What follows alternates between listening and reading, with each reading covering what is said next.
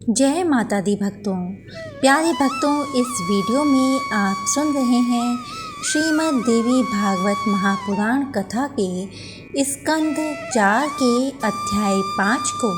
लेकिन सबसे पहले स्वागत करती हूँ आप सभी का आपके अपने इस चैनल पर, और माँ भगवती जगदम्बा से मैं यही प्रार्थना करती हूँ कि माता रानी आपके समस्त परिवार पर और आप पर अपनी कृपा बनाए रखें और आप सभी की मनोकामनाएं पूर्ण करें। तो आइए भक्तों, माँ भगवती का ध्यान करते हुए सुनिए अध्याय 5। व्यास जी बोले, हे नृपोत्तम, अब अधिक कहने से क्या लाभ।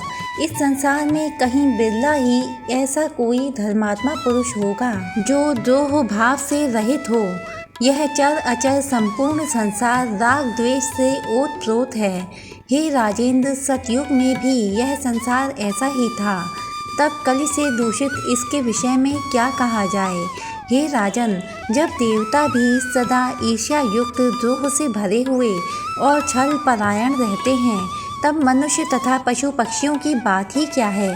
यदि कोई मनुष्य द्रोह करने वाले के प्रति द्रोह भाव रखे तो यह समानता की बात है, किंतु द्रोह न करने वाले तथा शांत स्वभाव वाले के प्रति विद्वेष रखने को नीचता कहा गया है। यदि कोई तपस्वी शांत होकर जब ध्यान में लीन हो जाता है तो इंद्र उसके जप में विघ्न डालने के लिए तत्पर हो जाते हैं। सज्जन पुरुषों के लिए हर समय सतयुग दिखलाई पड़ता है और दुष्ट लोगों के लिए सर्वदा कलयुग ही रहता है। जिस युग में क्रिया तथा योग व्यवस्थित रहते हैं वे द्वापर तथा त्रेता रूप मध्यम युग मध्यम कोटि के लोगों के लिए कहे गए हैं। अतः किसी समय भी कोई सत्य धर्मा हो सकता है अथवा सभी युगों में जो चाहे धर्म परायण हो सकता है। हे राजन, सर्वत्र धर्म की स्थिति में वासना ही प्रधान कारण मानी गई है। उसमें मलिनता आ जाने पर धर्म भी मलिन हो जाता है। मलिन वासना विनाश के लिए होती है, यह सर्वथा सत्य है। ब्रह्मा जी के हृदय से एक पुत्र उत्पन्न हुआ जो धर्म इस नाम से कहा गया। वह ब्राह्मण सत्य संपन्न और वैदिक धर्म में सदा संलग्न रहने वाला था।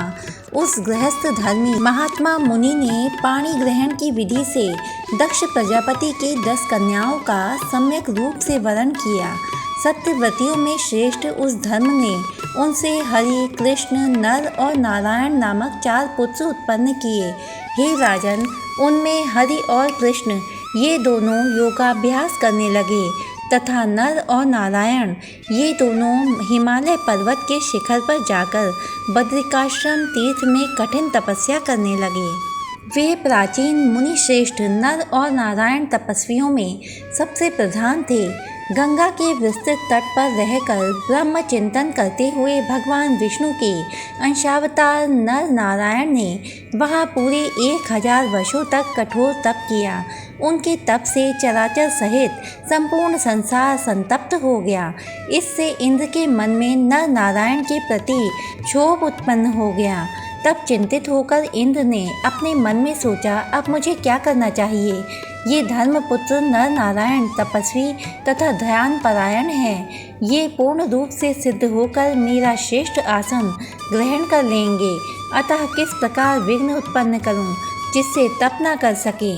अब इनके मन में काम, क्रोध अथवा अत्यंत भीषण लोभ उत्पन्न करके तप में विघ्न करना चाहिए। यह विचार कर इंद्र अपने उत्तम ऐरावत हाथी पर सवार होकर उनके तप में विघ्न डालने की इच्छा से गंधमादन पर्वत पर शीघ्रता पूर्वक जा पहुँचे। वहां जाकर उन्होंने उस पवित्र आश्रम में तप करते हुए नर नारायण को देखा।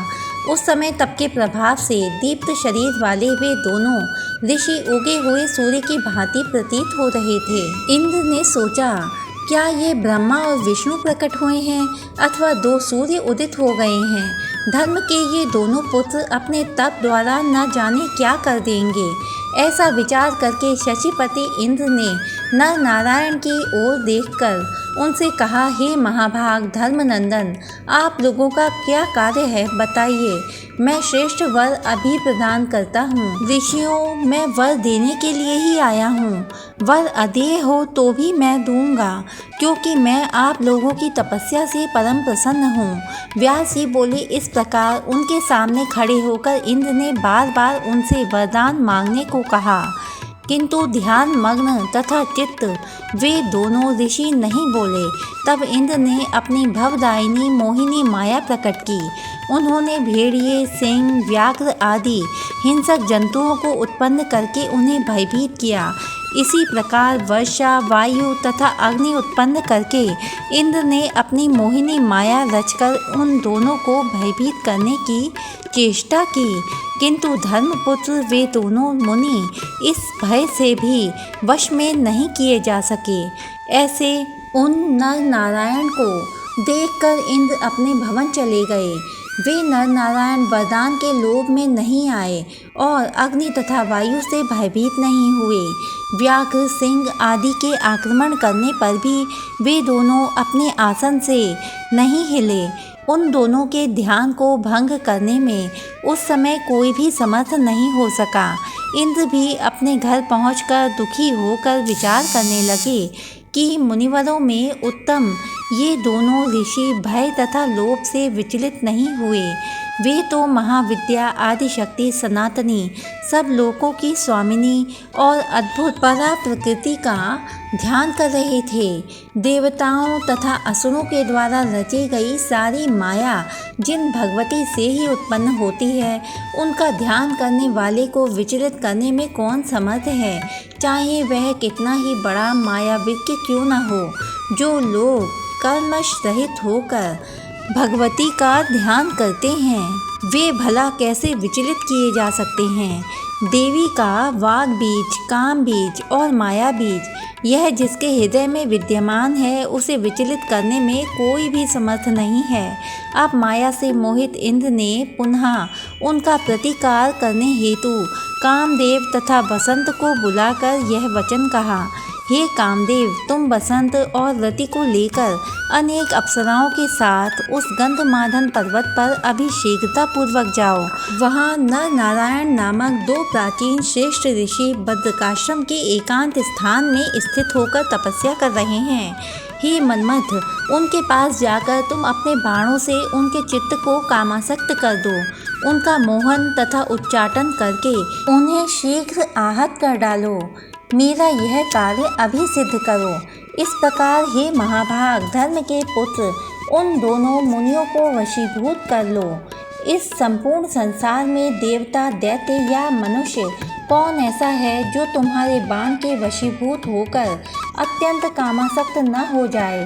हे कामदेव, जब ब्रह्मा, मैं अर्थात इंद्र, शिव, चंद्रमा या अग्नि भी मोहित हो जाते हैं, तब तुम्हारे बाणों के पराक्रम के सामने उन दोनों की क्या गणना है। तुम्हारी सहायता के लिए मेरे द्वारा यह रंभा आदि अप्सराओं का समूह भेजा जा रहा है, जो वहां पहुंच जाएगा। अकेली तिलोत्तमा या रंभा ही इस कार्य को करने में समर्थ हैं, अथवा तुम अकेले भी इसे करने में समर्थ हो, तब सभी सम्मिलित रूप से कार्य सिद्ध कर लेंगे। इसमें संदेह की क्या बात है। हे महाभाग, तुम मेरे इस कार्य को संपन्न करो, मैं तुम्हें वांछित वस्तु प्रदान करूंगा। मैंने उन दोनों तपस्वियों को वरदानों के द्वारा बहुत प्रलोभन दिया, किंतु वे अपने स्थान से विचलित नहीं हुए, बल्कि शांत बैठे रहे। मेरा यह परिश्रम व्यर्थ चला गया। मैंने माया रचकर उन तपस्वियों को बहुत डराया, फिर भी वे अपने आसन से नहीं उठे। वे दोनों शरीर रक्षा के लिए जरा भी चिंतित नहीं हैं। व्यास जी बोले। इंद्र का यह वचन सुनकर कामदेव ने उनसे कहा, हे महाभाग, मैं अभी आपका मनोवांछित कार्य करूँगा। यदि वे दोनों मुनि विष्णु, शिव, ब्रह्मा अथवा सूर्य किसी का ध्यान करते होंगे, तो वे हमारे वश में हो जाएंगे। मैं केवल कामराज महाबीज क्लीम का अपने मन में चिंतन करने वाले देवी भक्त को वश में करने में किसी प्रकार भी समर्थ नहीं हूँ। यदि वे भक्ति भाव से महाशक्ति स्वरूपा देवी की उपासना में लगे होंगे तो मेरे बाणों का प्रभाव उन तपस्वियों पर नहीं पड़ेगा। इंद्र बोले, हे महाभाग, जाने के लिए उद्यत इन सभी के साथ तुम वहां जाओ। यद्यपि मेरा यह कार्य अत्यंत दुस्साध्य है, फिर भी तुम इस हितकर तथा उत्तम कार्य को पूर्ण कर ही लोगे। व्यास जी बोले, इस प्रकार इंद्र का आदेश पाकर वे लोग पूरी तैयारी के साथ उस स्थान पर गए जहाँ वे धर्मपुत्र नर नारायण कठोर तपस्या कर रहे थे। सर्व मंगल मांगल्ये शिवे सर्वार्थ साधिके शरण्ये त्र्यंबके गौरी नारायणी नमोस्तुते। प्यारे भक्तों, वीडियो में अंत तक बने रहने के लिए आपका बहुत बहुत धन्यवाद। इससे आगे की कथाएं सुनने के लिए हमारे चैनल को सब्सक्राइब कीजिए, वीडियो को लाइक कीजिए और ज़्यादा से ज़्यादा इस वीडियो को शेयर कीजिए। तो मिलती हूँ आपसे अगले वीडियो में, तब तक के लिए जय माता दी भक्तों।